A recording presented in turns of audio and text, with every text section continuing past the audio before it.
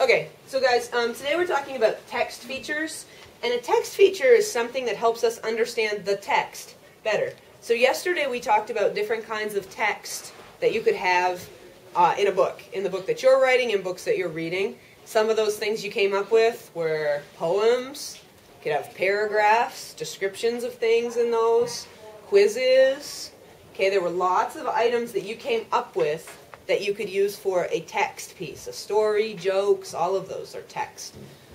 Text features are something that helps us understand the text better.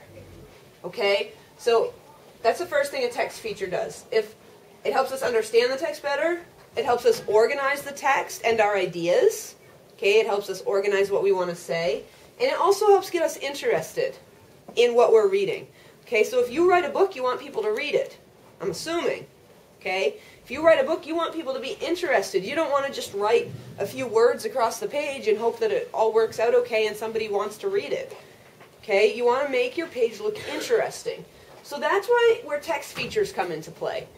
Okay? So today we've talked about a few text features, and I'm just going to kind of go through them briefly so that you get a reminder about what they are, and then you'll probably think of others as you do your research and as you get into looking at some books. So, the first text feature we talked about was a caption, and a caption is something that goes under or beside or above or around near a picture that describes what's happening in that picture. Okay, that would be a caption. Fonts, okay, you can do lots of different things with your font, with the way your letters look, the design, the style, the color, the size. Okay, you can change all that to emphasize something. Okay, like if you want to say the word loud, for example, you could write the word loud in really big, dark letters, okay, so that it looks loud. You might even design the letters so that they look all jaggedy, so that they look loud, all right? That's how one-way fonts can help with the text.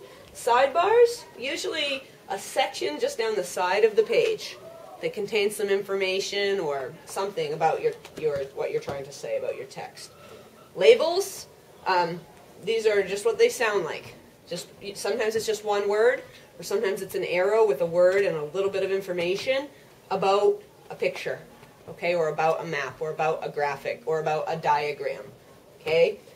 Labels. Then we've got titles and headings. Okay, titles are usually the overall topic, and then headings would be titles that kind of fall within that topic. So we might say that the title might be ocean animals, okay, and the different headings might be whales, sharks, fish, octopus, okay. So it's kind of, we've got a big category and then several little categories would be the headings. Definitions, okay, telling what things mean in a text is certainly a text feature that definitely helps us understand it better. Then we've got our visual pieces, our very visual pieces, our maps, okay, our drawings, our graphics, and our photos. And most of the time on a page, you're going to see more than one text feature. Okay, and in fact, it's great to include many text features on your page to help your audience, to help your reader understand better what you're trying to say. Okay, you don't want to make it look too busy, right? You don't want to make it look hard to read, okay? But you want to have enough text features there so it doesn't look boring. Okay, so be thinking about that as you design your text. At this point, we're going to go into the library for about 10 minutes, okay? And we're going to just look through some books. I want you to find some neat text features, maybe things that you might like to include in your book, okay? And just get some ideas about that. And if you come up with some others, we can always add to the list as we go. All right?